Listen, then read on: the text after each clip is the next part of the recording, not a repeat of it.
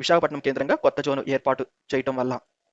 So దీనివల్ల Secunderabad railway division network అనేది పెరుగుతుంది. అంటే దాదాపుగా 200 కిలోమీటర్లు యాడ్ అవ్వటం వల్ల ఈ నెట్వర్క్ అనేది పెరుగుతుంది. దానివల్ల రైల్వేస్ వాళ్ళకి కొంత ఇబ్బంది ఉంటుంది. అంటే ఇన్ని లైన్స్‌ని చూసుకోవటము కొంత ఇబ్బందయితే ఉంటుంది. అంటే లైన్స్ పెరిగే కొద్దీ దానికి తగ్గట్టుగా స్టాఫ్‌ని, ఇన్‌ఫ్రాస్ట్రక్చర్, దానికి కావాల్సిన ఇన్‌స్ట్రుమెంట్స్ ఇవన్నీ అవసరమవుతాయి. సో అవంతా కూడా పెరగాల్సి ఉంటుంది. అదే విధంగా ఆ ఎంప్లాయీస్‌కి కూడా కొంత కష్టమవుతుంది. అంటే ఇన్ని లైన్స్‌ని మేనేజ్ చేయాలి అంటే ఇప్పటికే సికింద్రాబాద్ పరిధిలో చాలా ఎక్కువ లైన్స్ ఉన్నాయి. సో ఇంకా ఇవి కూడా యాడ్ అవ్వటం వల్ల అంటే 200 కిలోమీటర్లు యాడ్ అవ్వటం వల్ల ఇంకా బర్డెన్ అనేది పెరుగుతుంది. సో దీన్ని దృష్టిలోకి తీసుకుంటే ఒకవేళ రైల్వేస్ వాళ్ళు అప్పుడు కాజీపేట కేంద్రంగా కొత్త రైల్వే డివిజన్ ఏర్పాటు చేయొచ్చు.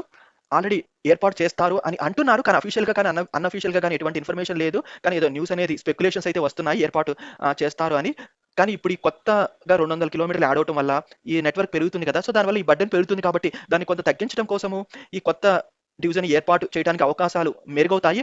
కాజీపేట డివిజన్ గనుక ఏర్పాటు చేస్తే అప్పుడు ఇటు సిర్పూర్ కాగజ్ నగర్ వైపు ఉన్న లైన్ కానివ్వండి, ఇటు ఖమ్మము, డోర్నకల్, మణుగూరు లైను, ఇటు మోటుమర్రి వరకి ఉన్న లైను. సో ఇదంతా ఈ లైన్ అంతా కాజీపేట కేంద్రంగా ఏర్పాటు చేయబోయే రైల్వే డివిజన్‌కి అలాట్ చేయొచ్చు. సో మిగతా లైన్ అంతా సికింద్రాబాద్ కిందే కంటిన్యూ అవుతుందండి. ఇటు పార్లీ వైద్యనాథ్ వరకు కానివ్వండి, ఇటు రాయచూరు వరకు కానివ్వండి, ఇటు విష్ణుపురము నుండి ఇటు మోటుమర్రి వరకు కానివ్వండి, ఇటు వరంగల్ వరకి లేదా కాజీపేట వరకి కానివ్వండి. సో ఈ లైన్ అంతానేమో ఇటు సికింద్రాబాద్ రైల్వే డివిజన్‌లో కంటిన్యూ చేసి, ఈ లైన్‌నేమో ఇటు కాజీపేటలోకి తీసుకోవచ్చు. అంటే అలా చెయ్యొచ్చు. కానీ రైల్వేస్ వాళ్ళు వాళ్ళ ఇబ్బందులను బట్టి వాళ్ళు డెసిషన్ అనేది తీసుకుంటారు.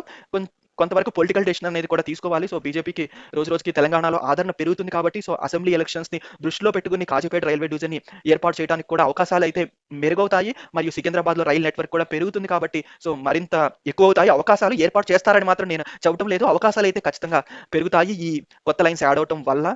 ఇంకా బీజేపీ పెరుగుదల తెలంగాణలో. సో వీటన్నిటిని దృష్టిలోకి తీసుకుంటే కొత్త డివిజన్ కాజీపేట కేంద్రంగా ఏర్పాటు చేయడానికి అవకాశాలు మెరుగవుతాయి. మీరేమంటారు దీనిపైన కింద కామెంట్‌లో తెలియజేయండి. Thanks for watching.